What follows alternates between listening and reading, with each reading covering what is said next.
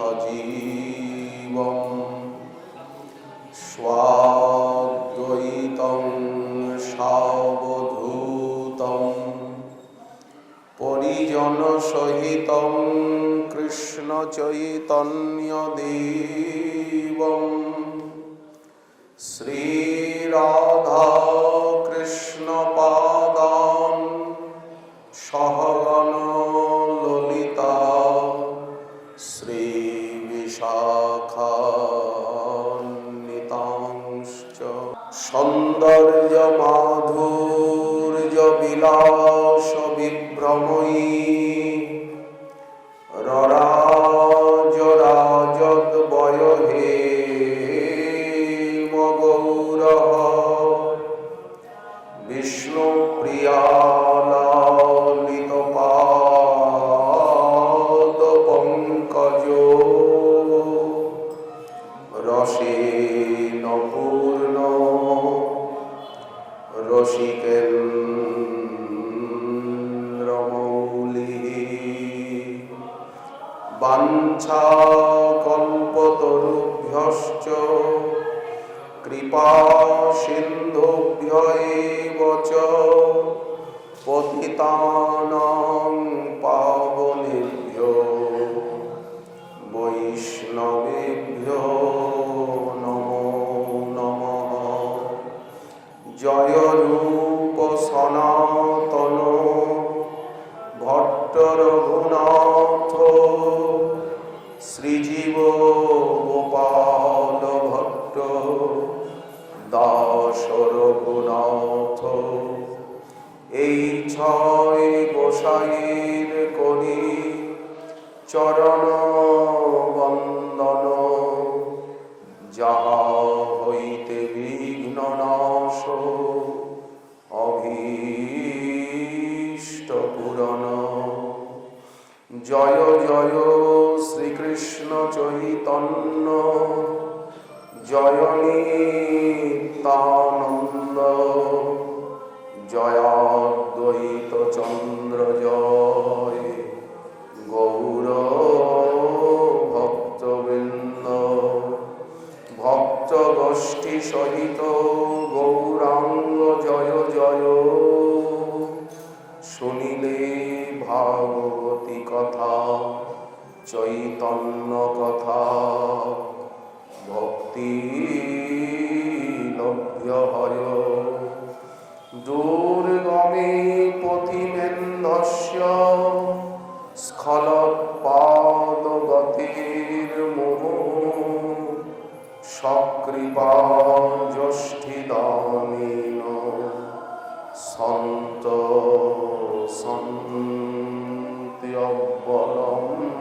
সন্ত্যবলম্বনম।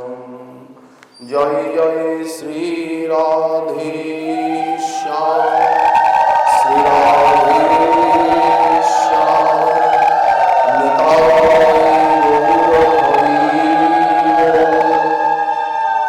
গৌর হরি গৌর হরি। জয় গৌর হরি। গদাধরের প্রাণ প্রাণবধুয়া নদিয়া বিহারী প্রিয়া সমীপমাসায়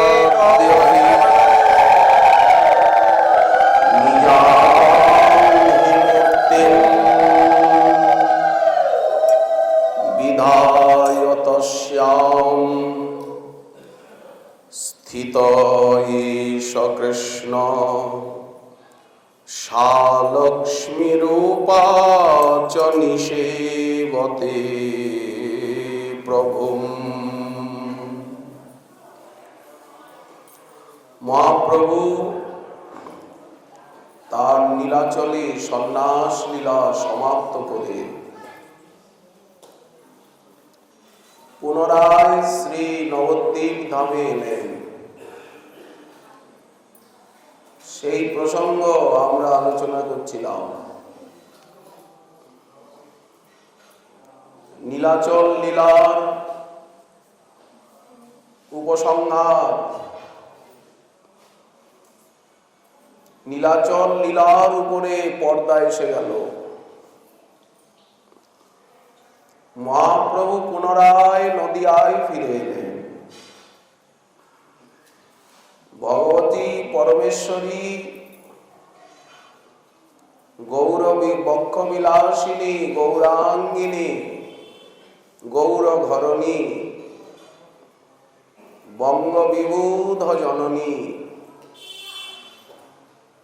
সকলের মাতা ঠাকুরানী মাতেশ্বরী বিষ্ণুপ্রিয়া দেবীর কাছে মহাপ্রভু পুনরায় এসে উপস্থিত হলেন 24 বছর পর। 24 বছর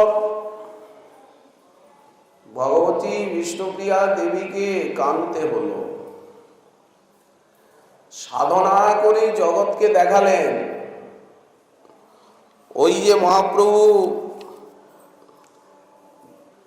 ঠাকুরানীকে উপদেশ দিয়েছেন, শুনো দেবী বিষ্ণুপ্রিয়া এতরে কহিল হিয়া, যখনে যে তুমি মনে করো আমি যথা তথা যাই, আছি তোমার ঠাই।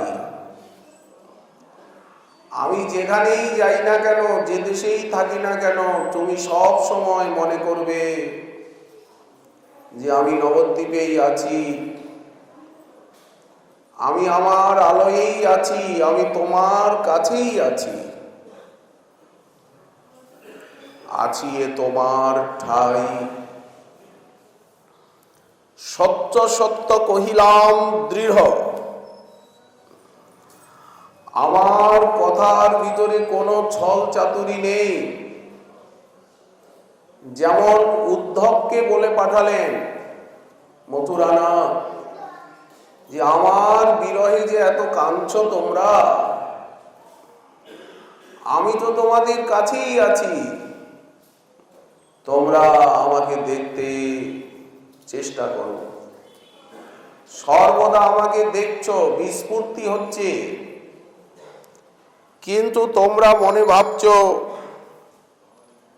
যে আমি বৃন্দাবন ছেড়ে মথুরায় চলে গেছি। আসলে আমি বৃন্দাবনেই আছি। বৃন্দাবনং পরিত্যজ্য পাদমেকং ন গচ্ছামি। আমি বৃন্দাবন ছেড়ে এক পাও কোথাও যাই না, যেতে পারি না। উদ্ধব মহাশয় বললেন, আপনাদের যে প্রেম, উনি প্রেমাধীন তত্ত্ব সর্বদা আপনাদের কাছে রয়েছেন, ভিতরে বাহিরে আপনারা দেখতে পাচ্ছেন, চোখ মেলেও দেখছেন, চোখ বুজেও দেখছেন। এখানে থেকে তাকে ভোলা যায় না, তার ধামে থেকে কেউ তাকে ভুলতে পারে না। কি করে আপনারা ভুলবেন? গোপরাজ নন্দ বললেন, উদ্ধব তুমি যে আমাকে বলছো যে আমি যদি একটু বাইরে ঘোরাঘুরি করি তাহলে আমার মনটা ভালো লাগবে। আমি যে বসে বসে কাঁদছি সারাদিন ঘরের ভিতরে, একটু ঘোরাঘুরি করলে মনটা হালকা হবে, এই কথাই তো তুমি বলছো। আসলে কি জানো, আমি এই বৃন্দাবনে ব্রজধামে যেদিকেই তাকাই আমার গোপালের খেলার স্থলী দেখতে পাই। শরীর শৈল বনদ্দেশান মুকুন্দ পদভূষিতাম। আমি যমুনার কূলে যাই, মনে হয় এইখানেই তো কালীয় দমন করেছিল সে। কালীয় দমন দীনমাহ, এইখানেই তো সে দাবানল পান করেছিল। গিরিরাজ তটে যাই, তখন মনে হয় যে আমরা তো ইন্দ্রের পুজো করতাম, সে আমাদেরকে গোবর্ধনের মহিমা জানিয়েছে। গোবর্ধন যাগ প্রবর্তন করেছে, অন্নকূট। 7 দিন 7 রাত্র এই গিরিরাজ হাতে নিয়ে এসে দাঁড়িয়েছিল, আমাদেরকে রক্ষা করেছে। অবশ্য সবকিছুই নারায়ণের দয়ায়, গিরিরাজের দয়াই সম্ভব হয়েছে। কৃষ্ণ কি করবে? কিন্তু প্রতিটা কাজের মাঝে সে ছিল, আমাদেরকে নানা বিপদে রক্ষা করেছে। বরুণের দূত আমায় ধরে নিয়ে চলে গিয়েছিল, মাঝরাত্রে আমি যমুনায় স্নান করতে নেমেছিলাম, সেখানে গিয়ে দেখি কৃষ্ণ উপস্থিত, সেখান থেকে আমায় নিয়ে এলো। শরীর শৈল বনদ্দেশান, আমি মধুবনে যাই, তালবনে যাই, কুমুদবন, বহুলাবন, এই কাম্যবন, খদিরবন, বেলবন, লৌহবন, মহাবন, বৃন্দাবন, যেখানেই যাই না কেন দেখি গোপালের চরণ চিহ্ন। সব জায়গায় গোপালের খেলার জায়গা।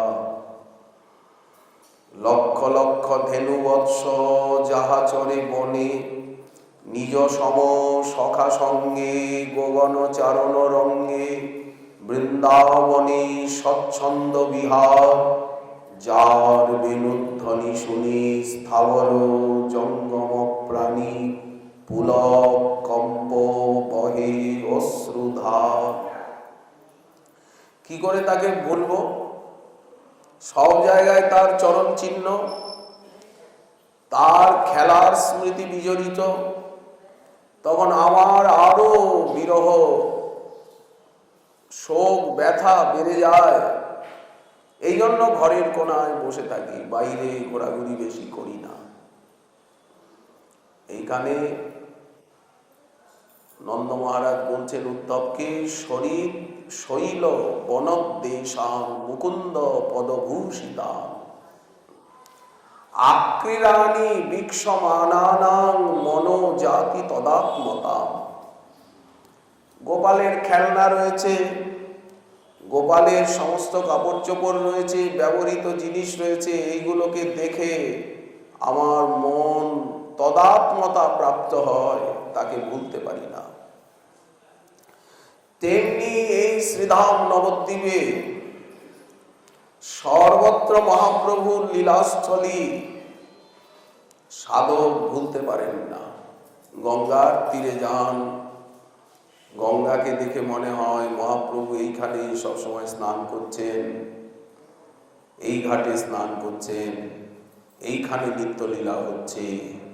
এই মহাপ্রভুর আলয়, এই শ্রীবাসের আলয়, এই নিতাই চাঁদের আলয়, সীতানাথের আলয়, গদাধর শ্রীনিবাস আদি ভক্তবৃন্দের আলয়, 64 মহান্ত দ্বাদশ গোপাল আদির আলয়।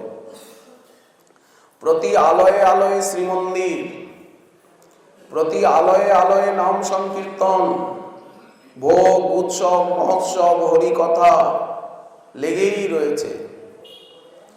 এই দোলযাত্রা গেল, এখন চন্দন যাত্রা আসছে, চন্দন যাত্রা গেল, স্নান যাত্রা আসছে, রথযাত্রা আসছে, ঝুলন যাত্রা আসছে,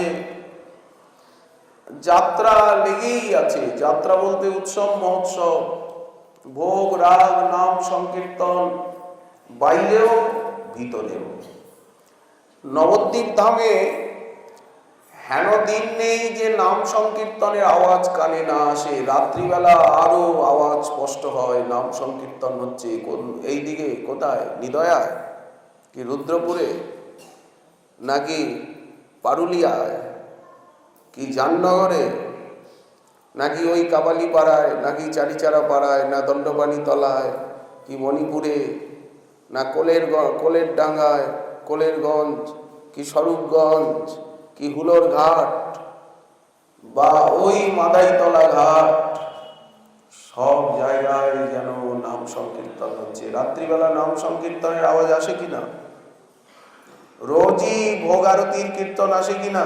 সুর কোনদিন আসে যে শান্তিপুরে প্রভু লইয়া সীতানাথ করিলা গমন, আবার কোনদিন আসে শ্রীবাসীর ভবনে ভোগ হচ্ছে। রোজই ভোগ আরতি, জগন্নাথজি, অজস্র ভক্ত সারাদিন আসছে। কোথার থেকে কে বা আসে, কে বা যায়, কে কাকে চেনে, কে কার পরিচয় জিজ্ঞাসা করে। এই ধাম আবার গৌর গোবিন্দ লীলামৃত গুটিকার অনুশীলন করেন, চিন্তন করেন, মহাজনীর পদপদাবলী, তাদের নিত্য লীলার অনুভূতি হয়। এই তো শ্রীবাসীর পুষ্পোদ্যান, এই তো যোগপীঠ মণিমন্দির, এইখানেই তো লীলা হচ্ছে। এই গঙ্গাপুলিনেই তো মহারাস রস সংকীর্তন। তারা সিদ্ধ বাবার গুটিকার সঙ্গে আর এই ধামকে মিলিয়ে, সেই নিত্যলীলার সঙ্গে এই ধামকে মিলিয়ে মিলিয়ে দেখে দেখে আস্বাদন করেন, সেই লীলাকে দেখেন। তাদের কাছে ধামবাস আরো মধুময়, আরো জীবন্ত, আরো সুন্দর হয়ে ওঠে।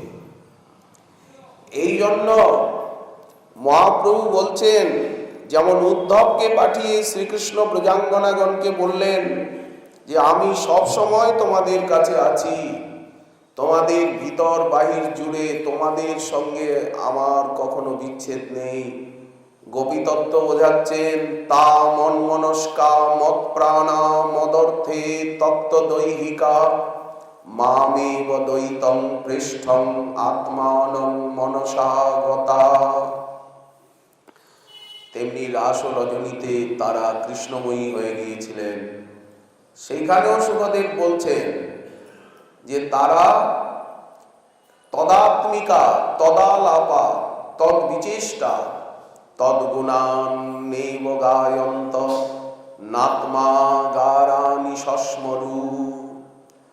তারা এমনভাবে কৃষ্ণময়ী হয়ে গেছেন যে কিচ্ছু বুঝতে পারছেন না। কৃষ্ণের লীলার অভিনয় করছেন, নিজেকে কৃষ্ণ বলে মনে করছেন, কেউ বাঁশি বাজাচ্ছেন, কেউ কালীয় দমন লীলার অনুকরণ করছেন, কেউ গোবর্ধন ধারণের, কেউ পুতনা মক্ষণের। বুঝতে পারছেন না। কোন কবি মনে করছেন আমি কৃষ্ণ, কোন কবি বলছেন আমি কালীয়। এইরকম একটা তন্ময়তা এসে গেছে। সাধনার ফলই হচ্ছে তন্ময়তা। কতখানিক মন প্রাণ তন্ময় হয়ে যাবে। যারা গৌর ভক্ত তাদের মন প্রাণ গৌরাঙ্গময় হয়ে যায়। তখনই তো তারা বলেন গৌর নয়ন তারা, জীবনে গৌর মরণে গৌর, গৌর গলার হারা। এই যে তন্ময়তা, এই তন্ময়তাটাই হচ্ছে সাধনের প্রথম সিদ্ধি। সিদ্ধি হচ্ছে সেবা প্রাপ্তি।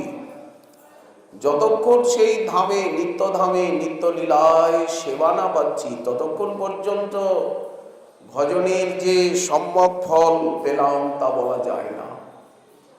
কিন্তু এই তন্ময়তার থেকেই তো সেটা লাভ হবে।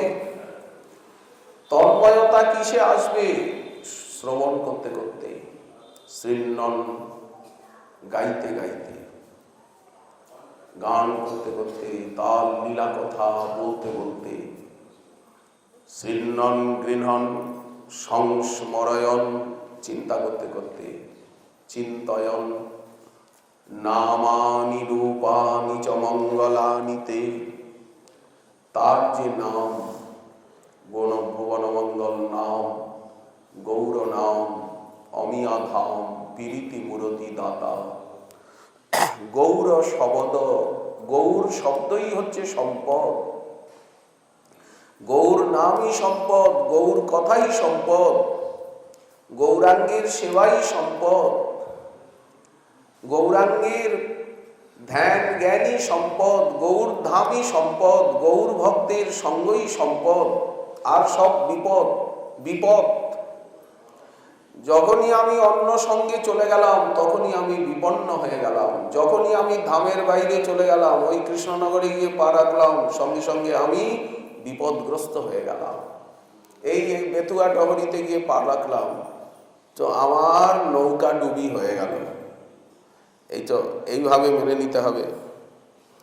যখনই আমি ধামের বাইরে গেলাম তখনই আমি পা পিছলে পড়ে আমার কোমর ভাঙল। এইভাবে ধামকে আঁকড়ে ধরা, নামকে আঁকড়ে ধরা, তার রূপ।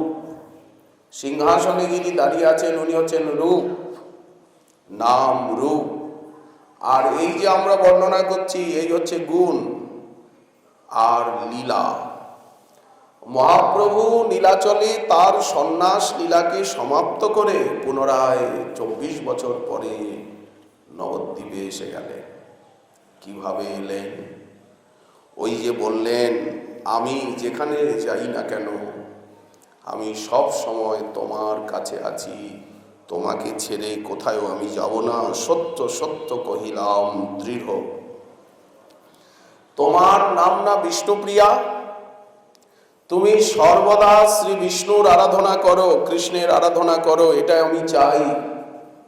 তুমি কৃষ্ণ নাম করো, কৃষ্ণের ভজন করো, জগৎ জননী হয়ে, কলিযুগের জীবের মাতা হয়ে তাদেরকে তুমি কৃপা করো, তাদের প্রতি স্নেহ বাৎসল্য প্রকাশ করো এবং তুমি সর্বদা তাদেরকে ভজন শিক্ষা দাও।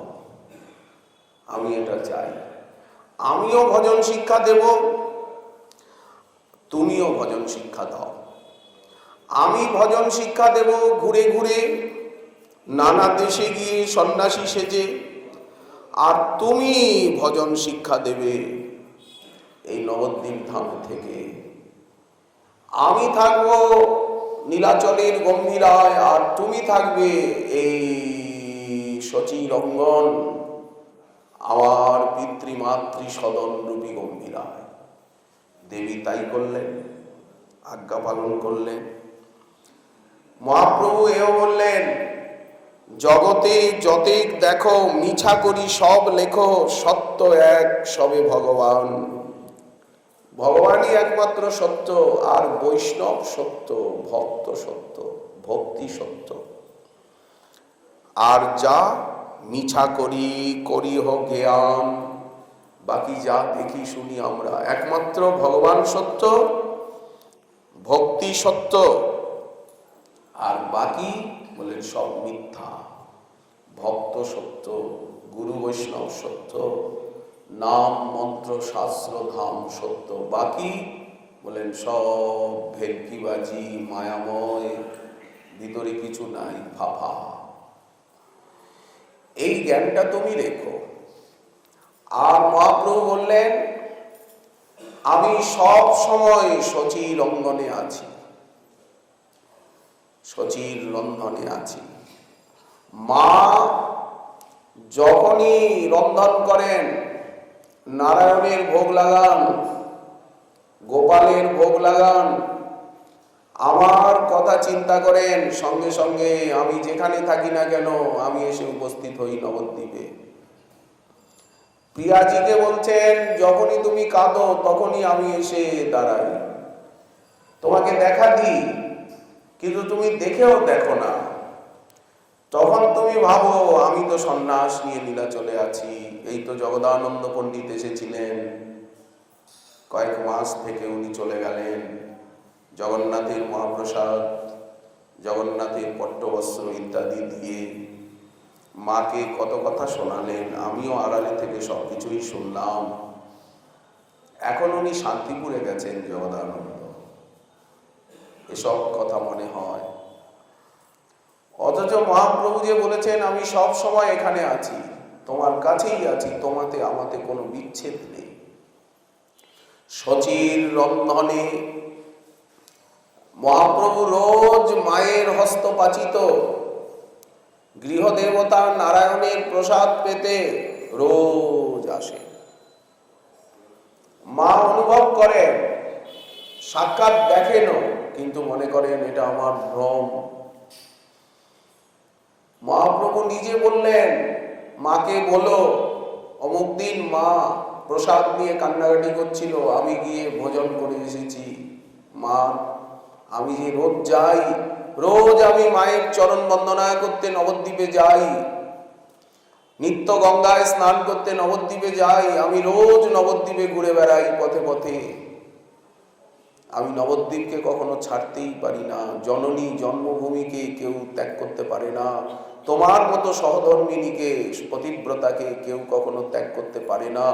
নদিয়াবাসী এইসব ভক্ত পুত্র শোক না জানিল যে আমার প্রেমে, এই সব ভক্ত আমি ছাড়িব কেমনে। মহাপ্রভু নিজে বললেন, শ্রীবাস, তোমার মতো ভক্তকে আমি কি করে ছাড়বো? তুমি আমার সুখের জন্য পুত্র শোক পর্যন্ত, পুত্র শোকটা থেকে বড় শোক তো কিছু নাই পিতা, তুমি সেটাকে পর্যন্ত উপেক্ষা করলে। তুমি নিত্যানন্দকে, নিতাই চাঁদকে এতখানি বিশ্বাস করো। মহাপ্রভু আনন্দে হাতে তালি দিয়ে বললেন, তোমার ঘরে কোনোদিন কোনো অভাব হবে না। লক্ষ্মী যদি ভিক্ষা করে নগরে নর্গ নগরে, তথাপি দারিদ্র নহিবে তোর ঘরে। তোমার নিত্যানন্দে এত বিশ্বাস, তোমার আলোই হবে নিত্যানন্দের লীলাভূমি, আবাস ভূমি। যেদিন শ্রীবাস পণ্ডিত বললেন যে আমি তো কোনো কাজকর্ম করি না, মনও অন্য কাজে লাগে না, কিছু করতে ইচ্ছা হয় না, তো আমার এত বড় সংসার কি করে চলবে? গীতায় ভগবান বলেছেন, অনন্য চিন্তয়ন্ত মাং যে জনা পর্যুপাসতে তেষাং নিত্যাভিযুক্তানাং যোগক্ষেমং বহাম্যহম। এই বাণীর উপরে আস্থা করে আমি নির্ভয় হয়ে বসে আছি। যে জন আমার চিত্তে অনন্য হইয়া, তার অন্ন বহি আমি মস্তকে করিয়া। মহাপ্রভু বললেন, এত বড় সংসার তুমি কিছু করো না, এতগুলি ভাই, শ্রীপতি, শ্রীনিধি, শ্রীমান, তুমি কি করে সংসার চলবে? শ্রীবাস পণ্ডিত বললেন, উপবাস করব, একদিন, দুদিন, 3 দিন। যখন 3 দিন উপবাস করেও দেখলাম যে কিছু এলো না, সবাই কান্নাকাটি করছে, বাচ্চাগুলো, কিছু নাই ঘরে, তখন আমি মনে করব আমার ভক্তি নাই। আমার যদি ভক্তি থাকতো তাহলে গীতার বাক্য সত্য হতো, ওই যে গীতা বচন সেটা সত্য হতো। পরীক্ষা হয়ে গেল, তখন আমি গঙ্গায় ঝাঁপ দেব। কেন ঝাঁপ দেব? আমার ভক্তি নেই, প্রেম নেই, তো আমার বেঁচে থেকে কি কাম? যেই এই কথা বলেছেন, মহাপ্রভু হুঙ্কার করে উঠলেন, বললেন, ওই একই কথা, কোনোদিন তোমার দারিদ্র, দুঃখ, ব্যথা, বেদনা হবে না। আমি নিত্য তোমার অঙ্গনে নৃত্য করব। শ্রীবাস ভবনে, রাঘব ভবনে, নিতাই নর্তনে। শ্রীবাসকে বললেন, তুমি একটা পুত্র হারিয়েছ, আজ থেকে 2টো পুত্র পেলে, আমি আর নিত্যানন্দ নন্দন তোমার। নিতাই চাঁদ সেই রকম ব্যবহার করেন মালিনী দেবীর সঙ্গে। দেখুন, মহাপ্রভু বলছেন, নদিয়াবাসীর মতো ভক্ত হয়, নবদ্বীপবাসীর মতো ভক্ত কোথাও পাওয়া যায়? এইসব ভক্তগণকে আমি কি করে ছাড়বো? ছেড়েও বলছেন, আমি বড় ভুল করেছি। শান্তিপুরে স্বীকার করছেন, আমি সন্ন্যাস নিয়ে বড় ভুল করলাম, বড় অন্যায় হয়ে গেছে। সন্ন্যাসে কি কাজ মোর, প্রেম প্রয়োজন। যে কালে সন্ন্যাস কইনু মোর, ছন্ন হইল মন। আমার বুদ্ধিটা কিরকম যেন হয়ে গেল। আমার সন্ন্যাসী কি দরকার? আমার দরকার তো ভক্ত সঙ্গ, ভজন, প্রেম।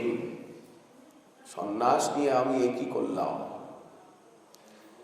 ভক্ত সঙ্গই তো জীবনের লক্ষ্য। কৃষ্ণ প্রেম জন্মাইতে তিহ মুখ্য অঙ্গ।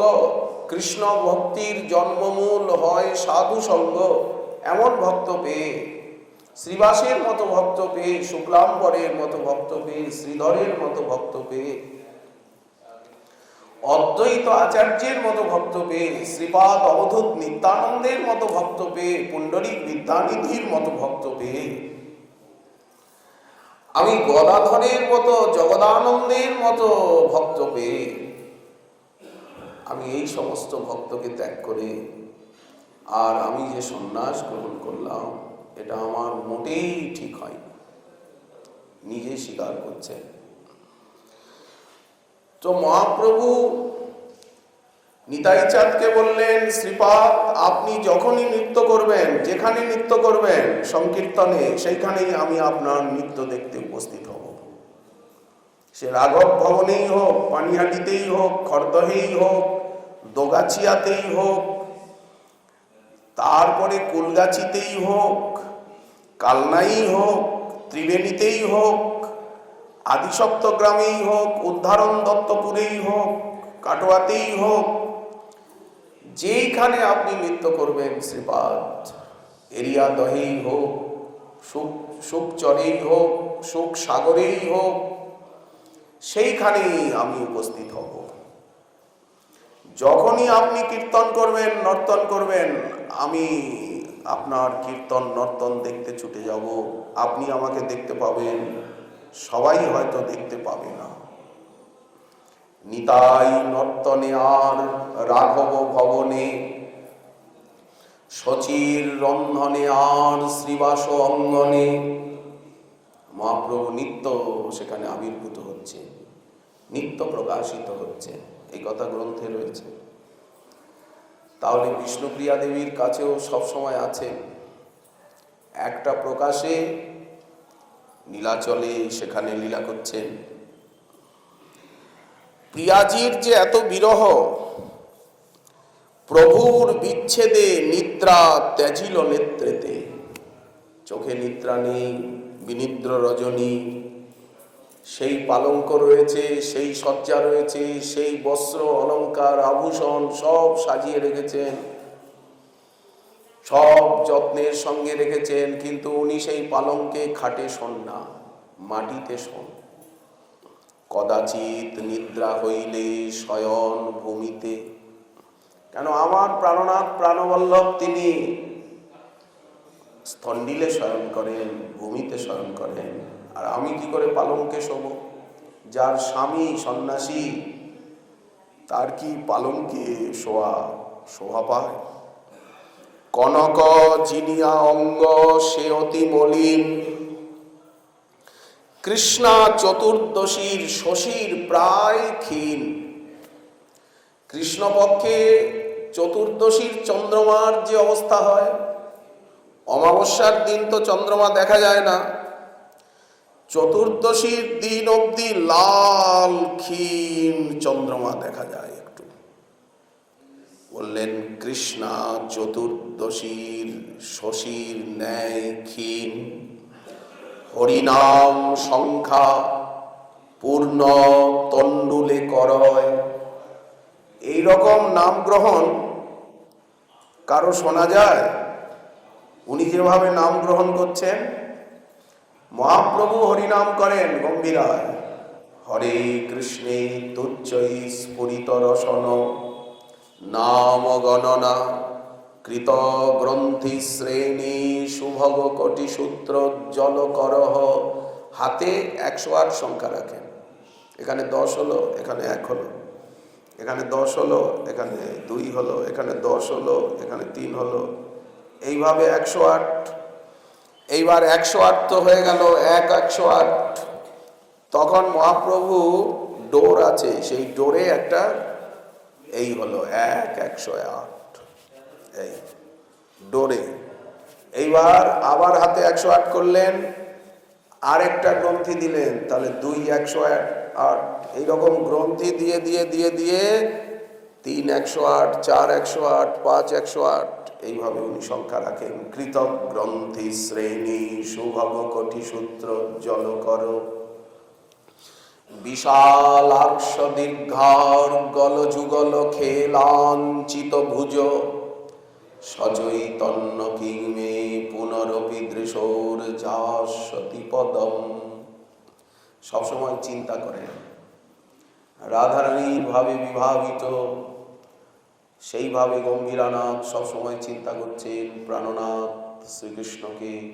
রাধার কি হইল অন্তরে ব্যথা, বসিয়া বিরলে থাকয়ে একলে, না শুনে কাহার কথা। সদাই ধ্যানে চাহে মেঘ পানে, না চলে নয়ন তারা। বিরতি আহারে রাঙাবাস পরে যেমতি যোগিনী পারা, ও দুটি নয়নে বহিছে সঘনে, যেন শ্রাবণ মাসেরই ধারা।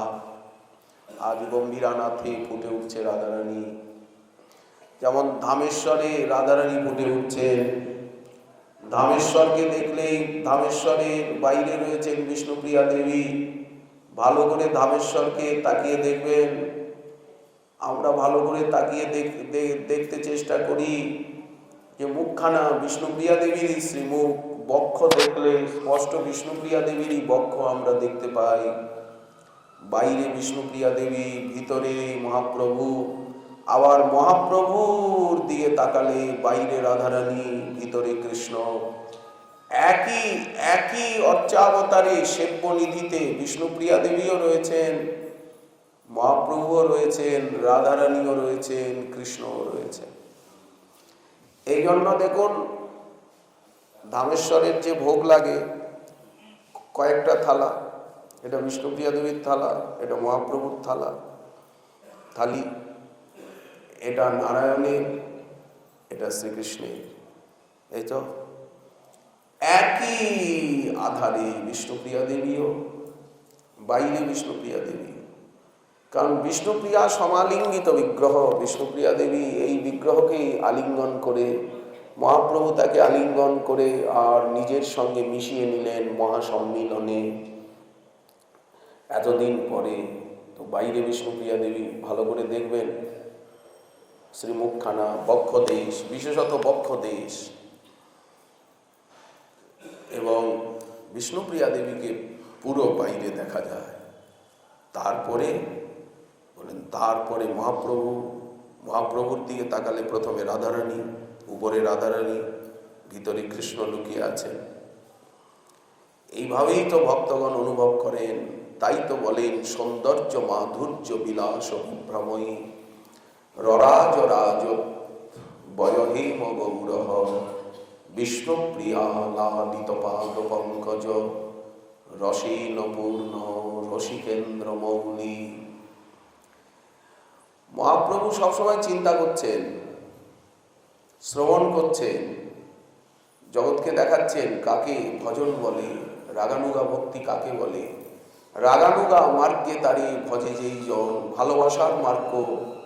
রাগানুগা মার্গ বলতে ভালোবাসার মার্গ। শোক তাপ জ্বালা যন্ত্রণার ভয়ে ভজন নয়।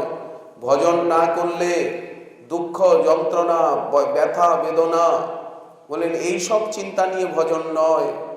ভজন না করে থাকতে পারেন না। দণ্ডে দণ্ডে তিলে তিলে গোড়ারূপ না হেরিলে মরমে মরিয়া সদাই থাকি। সাধ হয় নিরন্তর ওই হেমকান্তি কলেবর হিয়ার মাঝারে সদাই রাখি। এই যে অনুরাগ, এই যে ভালোবাসা, একেই রাগানুগা ভক্তি বলা হয়। ক্ষণেক না দেখি তাই পাজর ধসিয়া যায়, ধৈরজ ধরিতে নাহি পারি। তোমায় আর কি ছাড়িয়া দিব, এ বুক চিরিয়া যেখানে পরাণ সেখানে তোমারে থব।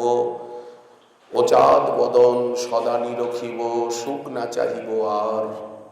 এই হচ্ছে রাগানুগা ভক্তি, এই হচ্ছে রাগাত্মিকা ভক্তি। কি আর বলিব আমি, জীবনে মরণে জনমে জনমে প্রাণনাথ হইও তুমি। এইভাবে আনুগত্য, তুমি জন্মে জন্মে জীবনে মরণে প্রাণনাথ হইও। তোমার চরণে আমার পরাণে লাগিল প্রেমের ফাঁসি। গলায় ফাঁসি লেগে গেছে মহাপ্রভুর চরণের সঙ্গে, আর আমাদের প্রাণের সঙ্গে ফাঁসি লেগে গেছে। এখন আর আমরা কারো দিকে তাকাতে পারবো না। কোনো দেবদেবীর দিকে তাকিয়ে প্রাণ শীতল হয় না। যদি কেউ আমাদেরকে কোনো দেবদেবীর সামনে নিয়ে দাঁড় করায়, তো আমাদের প্রাণ আরো অস্থির হয়ে ওঠে। মনে হয় কত কত জন্ম কত কত দেবদেবীর পুজো করেছি, এই জন্মটাও কি দেবদেবীর পুজো করে আমার চলে যাবে? আমি কি গৌরাঙ্গের চরণে নিজের মন প্রাণকে বিলীন করতে পারবো না? এই জন্য তোমার চরণে আমার পরাণে লাগিল প্রেমের ফাঁসি। সব ত্যাগিয়া এক মন হইয়া আমি হইনু তোমারও দাসী। একুলে ওকুলে দুকুলে গোকুলে, ইহকালে পরকালে, পিতৃকুলে মাতৃকুলে শ্বশুরকুলে, আমি আপন বলিব কায়। শীতল জানিয়া শরণ লইনু ও দুটি কোমল পায়, এতেক সহিল অবলা বলিয়া, পাষাণ হইলে যাইত ফাটিয়া। এই রাগানুগা ভক্তি, এইভাবে দেখুন মহাপ্রভু কিভাবে চিন্তনে ডুবে গেছেন। এখানে বিষ্ণুপ্রিয়া দেবীও ডুবে গেছেন, নদিয়াবাসী ভক্তগণ ডুবে গেছেন, আর ওখানে মহাপ্রভুও ডুবে গেছেন। বলার কথায় এখানে ওখানে, আসলে এখানে ওখানে সব একাকার।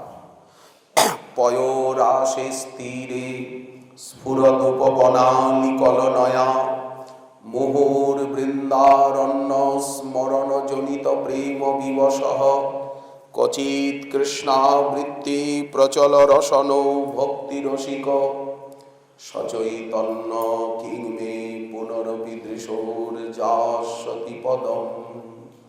উপবনোদ্যান দেখি বৃন্দাবন জ্ঞান, যদি জগন্নাথ বল্লভ উদ্যান, বলগণ্ডী উদ্যান, আইটোটা উদ্যান দেখে বৃন্দাবন জ্ঞান হয়, তাহলে নবদ্বীপের উদ্যান দেখে কেন বৃন্দাবন জ্ঞান হবে না?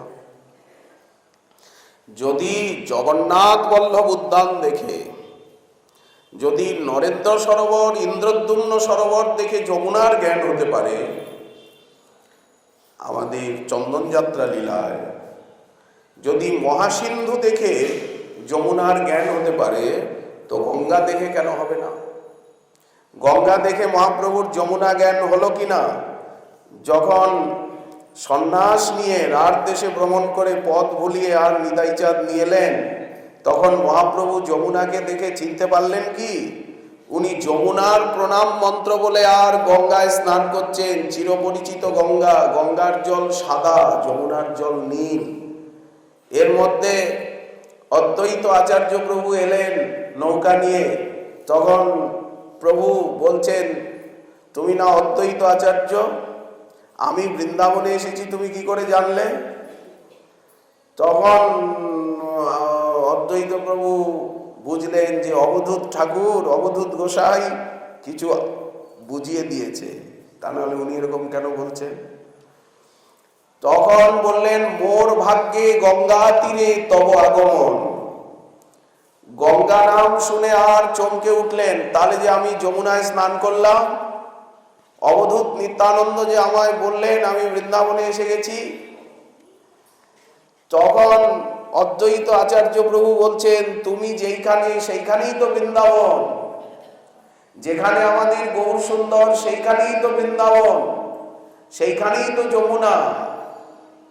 প্রভু সেটা মানবেন কেন? উনি ভক্তভাব অঙ্গীকার করেছেন। তখন অদ্বৈত প্রভু বলছেন, দেখো প্রয়াগে যমুনা গঙ্গার মধ্যে মিশে গেছে, তাহলে প্রয়াগের পরের থেকে গঙ্গাসাগর পর্যন্ত গঙ্গার মধ্যেই যমুনা আছে। তো পূর্বে গঙ্গা ধার বহে, পশ্চিমে যমুনার ধার, পূর্ব দিকে গঙ্গা বইছে। গঙ্গাকে অর্ধেক করে আর অদ্বৈত আচার্য প্রভু বোঝাচ্ছেন, বলে দেখো এই পূর্ব দিকটা গঙ্গা আর পশ্চিম দিকটা হচ্ছে যমুনার ধারা। তুমি পশ্চিম ঘাটে স্নান করেছো পশ্চিম দিকে, অতএব তুমি যমুনায় স্নান করেছো। শ্রীপাদের বচন কি মিথ্যা হতে পারে? তুমি বৃন্দাবনেই আছো, তুমি যমুনাতেই স্নান করেছো। কি বোঝাচ্ছেন এর দ্বারা? প্রভু যেমন ধ্যানে বিভোর, ভাবন মত্ত, এখানে বিষ্ণুপ্রিয়া দেবীও সেই রকম। আমরা তো তুলসী, মহাপ্রভু তো শিক্ষা দিয়েছেন তুলসী মালিকায় হরিনাম গ্রহণ করতে। প্রভু কহেন, কহিলাম এই মহামন্ত্র সবে গিয়া ঘরে জপ করিয়া নির্বন্ধ, নির্বন্ধ বলতে সংখ্যা, ইহা হইতে সর্বসিদ্ধি হইবে সবার। সংখ্যা শেষ হয়ে গেল, এখন কি করব? বললেন এখন কি অন্য কথা বলবো নাকি? বললেন না, সর্বক্ষণ বলো। মালা তো রেখে দিলেন, এখন আপনি সেবার কাজ করছেন, তখন তো হাতে মালা নিলে হবে না। বাজার করছেন, তখন তো হাতে মালা থাকলে হবে না। মালা গাচ্ছেন, তো তখন তো মালা থাকলে হবে না। তাহলে তখন কি হরিনাম করবেন না? বললেন সর্বক্ষণ বল ইথে বিধি নাহি আর, কি শয়নে কি স্বপনে কিবা জাগরণে, অহর নিশচিন্ত কৃষ্ণ বলহ বদনে, প্রভুর আজ্ঞায় মাগি এই ভিক্ষা, সবে বল কৃষ্ণ সর্বধর্ম সার। এই তো মহাপ্রভুর উপদেশ। কিন্তু বিষ্ণুপ্রিয়া দেবী উনি হরিনাম গ্রহণ করছেন, তন্ডুলে শঙ্কা রাখছেন। এইদিকে সরায় তন্ডুল রেখেছেন, হরিনাম সংখ্যাপূর্ণ তন্ডুলে করয়। সবাই তো তুলসীর মালিকায় হরিনাম করছেন, আর বিষ্ণুপ্রিয়া দেবী উনি এইখানে এইদিকে সরায়, বাদিকের সরায় চাল রয়েছে তন্ডুল, আর এইদিকে খালি সরা। একবার মহামন্ত্র বললেন, হরে কৃষ্ণ কৃষ্ণ কৃষ্ণ হরে হরে, হরে রাম রাম রাম হরে হরে। একটা তন্ডুল রাখলেন। ব্রাহ্ম মুহূর্তের থেকে অরুণোদয় বেলায় অমিতা কাঞ্চনা এবং দাসীগণের সঙ্গে গঙ্গায় স্নান করতে যান। অন্ধকারে গঙ্গায় স্নান করে এসে এইবার সংখ্যানাম করতে বসলেন। নিত্যকৃত্য করে জপাদি করে ইষ্টমন্ত্র স্মরণ করে এইবার মহামন্ত্র জপ করতে বসলেন। একটা চাল হলো, হরে কৃষ্ণ কৃষ্ণ কৃষ্ণ হরে হরে, হরে রাম রাম হরে হরে। এই দুটো চাল হলো। হরে কৃষ্ণ কৃষ্ণ কৃষ্ণ হরে হরে, হরে রাম রাম হরে হরে। কটা চাল হলো? তিনটে। হরে কৃষ্ণ কৃষ্ণ কৃষ্ণ হরে হরে, হরে রাম রাম হরে হরে। চারটে চাল হলো। হরে কৃষ্ণ কৃষ্ণ কৃষ্ণ হরে হরে, হরে রাম রাম হরে হরে। পাঁচটা চাল হলো। হরে কৃষ্ণ কৃষ্ণ কৃষ্ণ হরে হরে, হরে রাম রাম হরে হরে। কটা চাল হলো? ছটা চাল হলো। এইরকম তৃতীয় প্রহর বেলা 3টে পর্যন্ত মহামন্ত্র গ্রহণ করছেন। সরায় যতটুকু চাল হলো, এবার তাড়াতাড়িও করা যায়। হরে কৃষ্ণ কৃষ্ণ কৃষ্ণ হরে হরে, হরে রাম রাম হরে হরে, হরে কৃষ্ণ কৃষ্ণ কৃষ্ণ হরে হরে, হরে রাম রাম হরে হরে, হরে কৃষ্ণ কৃষ্ণ কৃষ্ণ হরে হরে, হরে রাম রাম হরে হরে। উপাংশু, মানস এবং বাচিক, 3 প্রকারই তো জপ হয়। তো যতটুকু তন্ডুল হলো অতটুকু তন্ডুল উনি আবার স্নান করলেন। স্নান করে এবার পাক করলেন। সে তন্ডুল পাক করি প্রভুরে অর্পয়। সামান্য কিছু ব্যঞ্জন নিজ হস্তে পাক করে অতটুকু অন্ন প্রভুকে অর্পণ করছেন। এবার তার থেকে কিঞ্চিত নিজে গ্রহণ করছেন, আর বাকিটা অধরামৃত উপস্থিত অতিথি ভক্ত যারা ওনাকে দর্শন করতে এসেছে, নিত্য তারা প্রিয়াজির সহস্ত পাচিত সেই প্রভুর প্রসাদান্ন পাওয়ার জন্য, প্রিয়াজির অধরামৃত পাওয়ার জন্য এবং প্রিয়াজির আলতারঞ্জিত চরণ দুখানা দেখবার জন্য প্রতিদিন ভক্তগণ অপরাহ্ন বেলায় উপস্থিত হন। বাকি প্রসাদটা সকলকে অল্প অল্প অল্প অল্প অল্প অল্প করে দামোদর পণ্ডিত, কখনো বংশীবদন, কখনো বা ঈশান দাস সকলকে, কখনো সেটা সকলের হাতে দেন একটু একটু একটু একটু একটু একটু করে। তাহারি কিঞ্চিত মাত্র করয়ে ভক্ষণ, কেহ না জানয়ে জ্ঞানে রাখয়ে জীবন। মুরারি গুপ্তের কর্চায় মুরারি গুপ্ত লিখছেন যে বিষ্ণুপ্রিয়া ঠাকুরানী সর্বপ্রথম নবদ্বীপে তিনি শ্রী গৌরমূর্তি প্রকাশ করলেন এবং পূজা আরম্ভ করলেন। প্রকাশ রূপেণ নিজ প্রিয়ায়া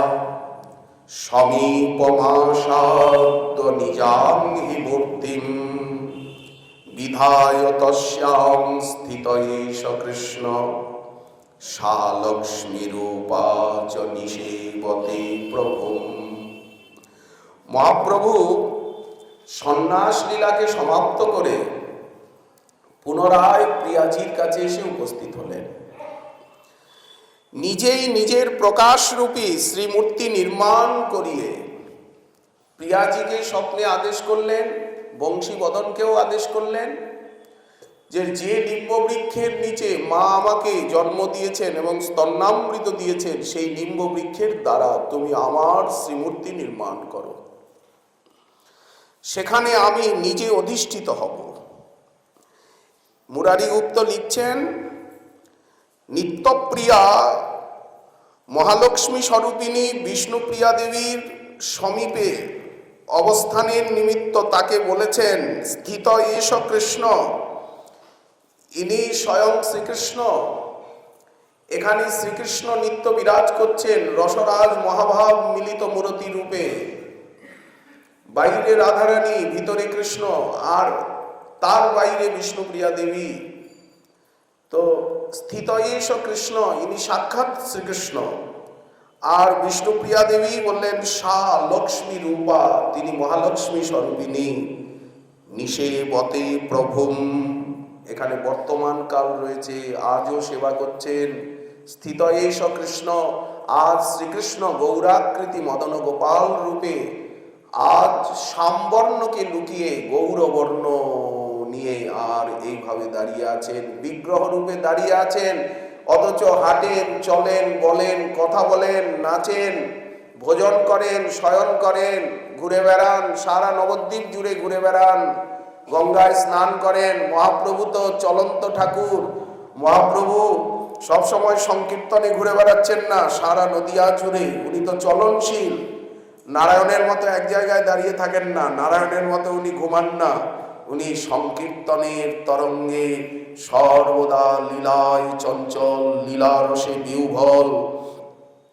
এই জন্য মহাপ্রভুর এই যে বাক্য, এই বাক্য অনুসারে বিষ্ণুপ্রিয়া দেবী তিনি মহাপ্রভুর শ্রীমূর্তিকে প্রকাশ করে আর সেবা করছেন, আজও সেবা করছেন।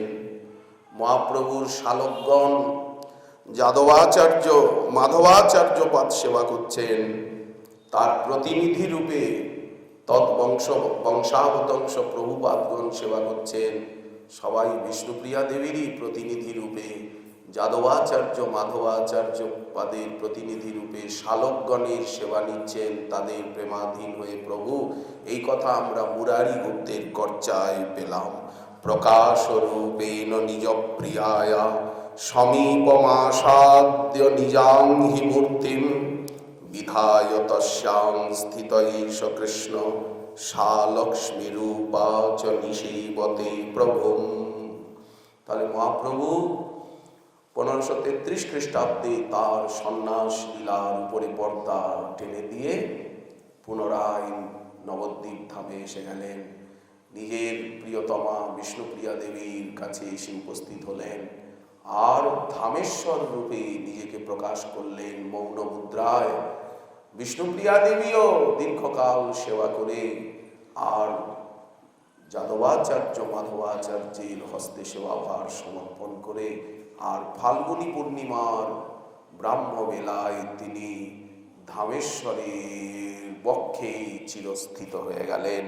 শ্রীমুখে হাসি ফুটে উঠল। ধামেশ্বর হস্ত প্রসারণ করে প্রিয়াজিকে নিজের বুকে নিয়ে চির সমালিঙ্গনে আজ বিষ্ণুপ্রিয়া, বিষ্ণুপ্রিয়া বল্লভ, বিষ্ণুপ্রিয়া, বিষ্ণুপ্রিয়া প্রাণনাথ, মহালক্ষ্মী স্বরূপা, আমাদের প্রেম ভক্তি স্বরূপিণী, প্রেমদায়িনী, গৌরাঙ্গিনী, গৌরবক্ষ বিলাসিনী, হেমাঙ্গিনী, তিনি আজ সনাতন নন্দিনী, তিনি আজ প্রাণবল্লভের সঙ্গে একীভূত হয়ে আর ধামেশ্বর রূপে আমাদের সর্বদা নয়নানন্দ বর্ধন করছেন।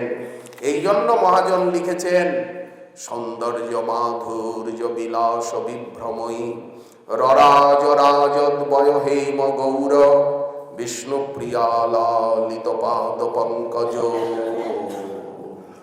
রসেন পূর্ণ রসিকেন্দ্র মৌলি কি সুন্দর ব্যাখ্যা করেছেন মহাজন। এই প্রসঙ্গ এত সুন্দর, এত পরিষ্কার করে ব্যাখ্যা করেছেন বিষ্ণুপ্রিয়া চরিতে আমাদের হরিদাস গোস্বামী প্রভু বুড়ো শিবতলা।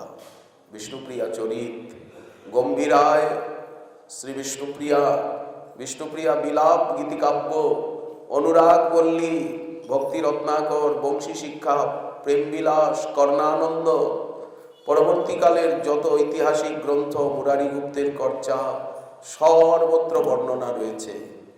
শুধু আমাদের বসে বসে শোনা কথাগুলো যদি আমরা সাজিয়ে গুছিয়ে বলতে না পারি, গ্রন্থ সামনে নিয়ে গ্রন্থ দেখে দেখেই যদি আমরা বলি, তাহলেই আমরা ধন্য কৃতার্থ হয়ে যাব। গৌর গোবিন্দ লীলা শুনিতে গলয়ে শিলা, গৌরাঙ্গের মধুর লীলা যাহার কর্ণে প্রবেশিলা, হৃদয় নির্মল ভীলতা। বলিয়ে শ্রী নিতাই গৌর হরি গৌর হরি গৌর হরি। বিষ্ণুপ্রিয়া বল্লভ বিজয়তা, ধামেশ্বর বিজয়তা, শ্রী গৌর হরির বিজয়তা। বিষ্ণুপ্রিয়া বল্লভ জয়তী।